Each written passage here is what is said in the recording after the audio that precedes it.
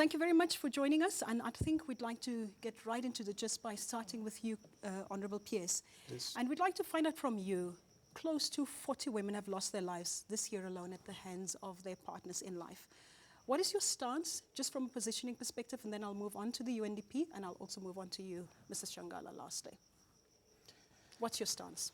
We regret the loss of lives, especially young lives of women who happen to go in a barbaric and uncalled for manner. Therefore, we regret the loss of lives. However, in the ministry, we have a sleepless night, thinking about what are the possible effective measures we can take to combat violence against women. However, all the efforts we have taken, of course, they have a mixed feelings in terms of the results. Yes.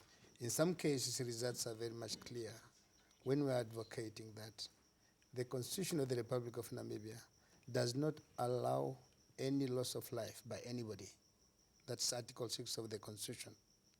And also, most of the time, we are trying to find which ways we have to, spread that constitutional right of the women in Namibia. But in any way, still, we can see that the escalation thereof is going higher. I'd like to bring you in, ma'am, from the UN perspective. What is your stance in this regard? Sure, an issue of complexity, an issue of concern for the Namibian nation, but an issue of concern for the development partners as well. For instance, if you look at how women are being affected by these crimes, at the hands of a person who's once told you they love you, they care for you, you expect much better than a panga or an axe or, the forms of violence that are happening lately. But I think from the United Nations point of view, especially the United Nations Development Program, we are working under the framework of the United Nations Assistance Framework. That's right. Where we're looking at supporting government with the national priorities, and gender-based violence seems to be one. And we're looking at, addressing the broader context of existing gender inequalities, because really, if you look at it, it's a power issue. There's a lot of economic inequality. There's a lot of social inequality that is involved in all this. So we're looking at addressing those aspects.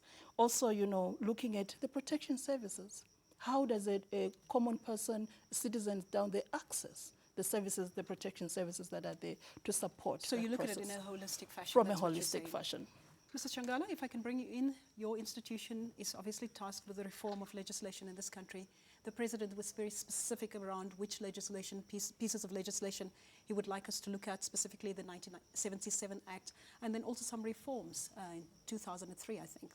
Yeah. Well, no amount of law can ever stop the killing of people. I mean, it's just not heard of. In fact, in countries where you have death sentences, people commit these crimes far much more prevalently than they do here. There needs to be a multidisciplinary approach to what are the inarticulate premises which breed this type of mentality. And therein, perhaps the developmental partners and the ministry responsible can put some resources and try and understand, do we have enough psychologists out there to give us a solution?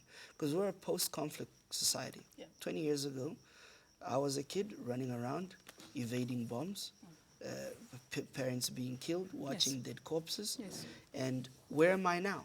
Am I the type of person that can lead a responsible life in society? What happens to the kids that are affected by these killings years from now? So we need to do the law work, but we need to do the social part of it as well. So as soon as the President announced that there are these measures, we've been consulting already bodies to get input as to what they think we should look at. And sooner enough, we'll have a discussion document to inform us as to the best possible measure to be taken from a law perspective. But that's not the solution.